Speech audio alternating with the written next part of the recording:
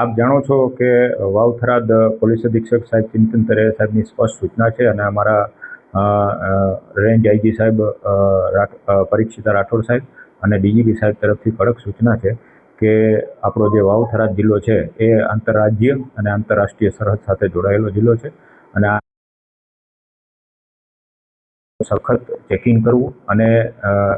Zero tolerance ડ્રગ્સની બાબતમાં જે zero ટોલરન્સની આપણી વાવ થરાદ જિલ્લાની જે નીતિ છે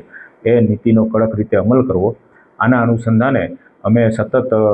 વાહન ચેકિંગ અમે કરતા હોઈએ છીએ અને અમારો જે વાતળાવ પોઈન્ટ છે જે ત્યાં પણ વાહન ચેકિંગ હોય છે. વાહન ચેકિંગ દરમિયાન અમારા જે બાતમીદારો હતા એનાથી માહિતી મળેલી કે ભાઈ રાજસ્થાન બાજુથી એમડી ડ્રગ્સનો જથ્થો આવે છે. એ બાતમી અનુસંધાને અમે સખત વાહન ચેકિંગમાં હતા અને એ વાહન ચેકિંગ દરમિયાન બોલેરો ગાડી છે RJ37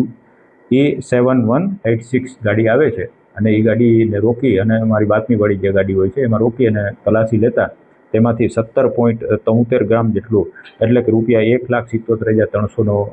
એમડી ડ્રગ્સ મળી આવે છે અને આ ડ્રગ્સ સરકારી પંચો રૂબરૂમાં અને જે એના જે નીતિ નિયમો હોય છે એ નિયમો પ્રમાણે અમે એને કબજે કરેલું છે. ગાડી જે બોલેરો છે એને 2 લાખ કિંમત ગણી અને કબજે કરેલું છે. આ કામે 2 આરોપી જે છે બ્રજમોહન સુજારામ બરાબર અને ઝુમેરામ એમની ધરપકડ થઈ ગઈ છે અને હાલ આ દિશામાં આરોપીઓ છે એની રિમાન્ડ મેળવવાની કાર્યવાહી અત્યારે ચાલુમાં છે અને આગળની શું ખરેખર કેટલી વખત આવેલા છે આ લોકોનું કોને વેચવા જવાના હતા એ દિશામાં તપાસ થઈ રહી છે.